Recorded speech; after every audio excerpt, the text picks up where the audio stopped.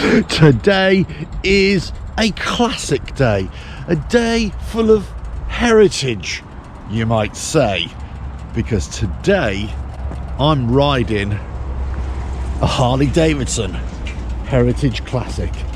Let's get into this one. Hello, welcome to RevelatorAlf. I hope you're all well. So this is a bike that I've been wanting to ride for a long time, and in many ways it kind of suits everything that I want out of a bike in terms of bags, in terms of comfort. It's a kind of crossover bike between Softails and Tourers, and actually it's a bike that many of you have recommended that I try and ride, and I've met quite a few guys and gals who ride Heritage Classics and they rave about them. So I thought, you know what, as I'm looking for potentially a different bike, let me go and try it. So as you know, I don't do reviews. I'm just going to take you along for the ride and give you my thoughts on it afterwards. But suffice to say, just riding it around the block here, it's very comfortable. It falls into the bends. It's almost like it drops into the bends as you're going into it. Still stable, still planted, but it's lovely and light when you're riding it. It's got the floorboards on it.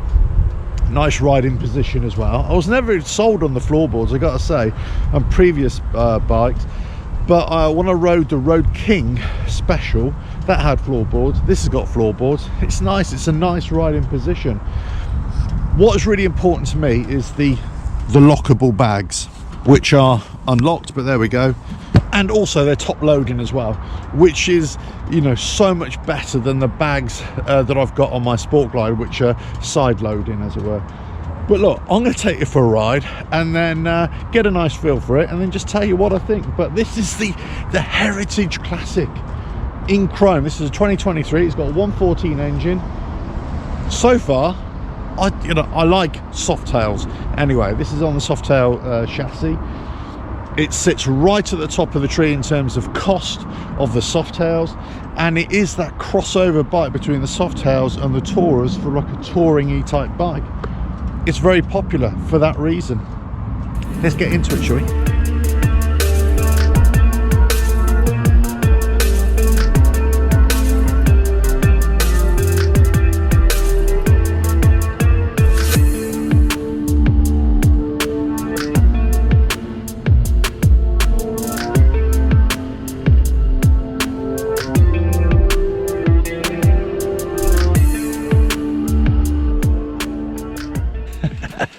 Right, let me put it this way.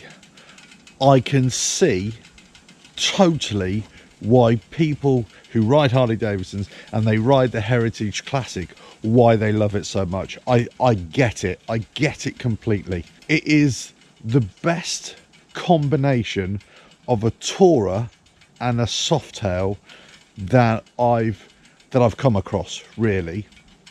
Wind protection, the lighting, you've got the fog lights on either side, you've got a big mud guard on the front that keeps a lot of debris off the bike, off the front of the bike. You've got the saddlebags, of course, which are lockable.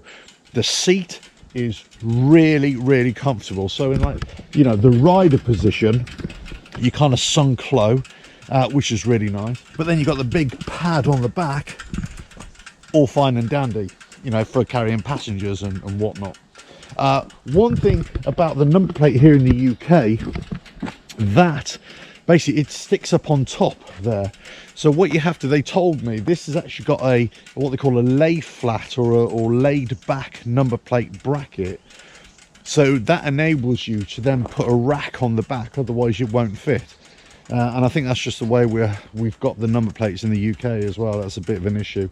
And I think I did see one where they had to put a smaller number plate on and even cut the number plate down just so it fits under the backrest or the rack on the back as well. But this is a 114 engine.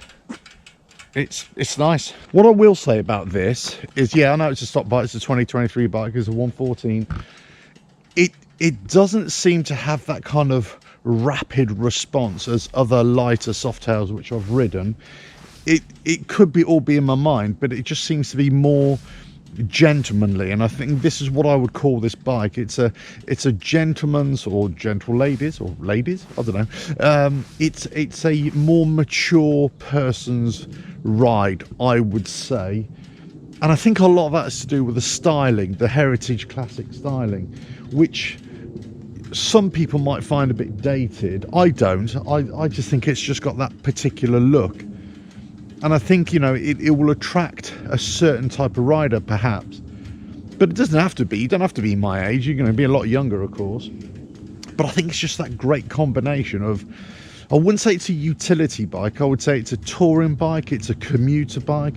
It's a bike just to store your stuff on there.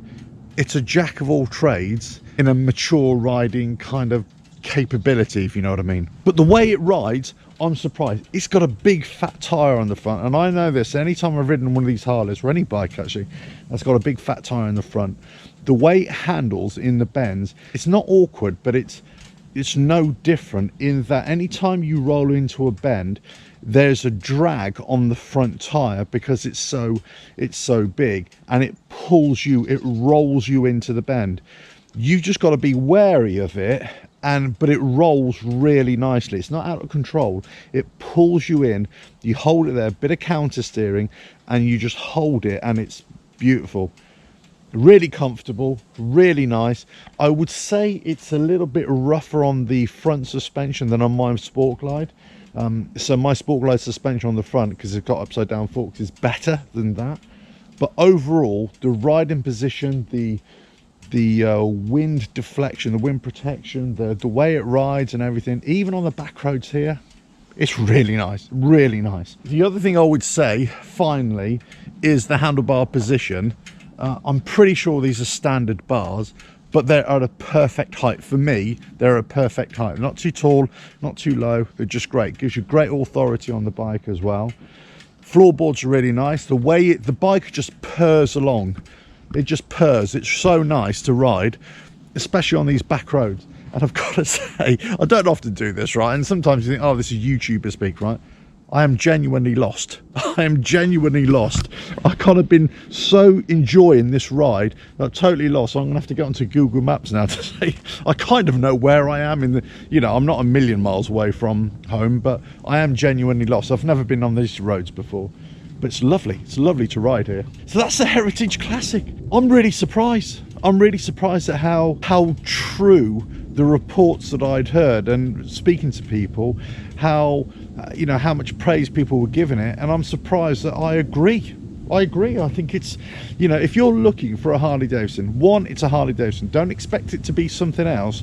Don't expect it to be a Triumph or an Indian or whatever, or a Kawasaki. This is a Harley Davidson, and it epitomizes the way Harley Davidsons ride. But if you're in sync, if you're in tune with what a Harley Davidson bike is, and if you ride Harley Davidsons like I do as well, this ticks so many different boxes.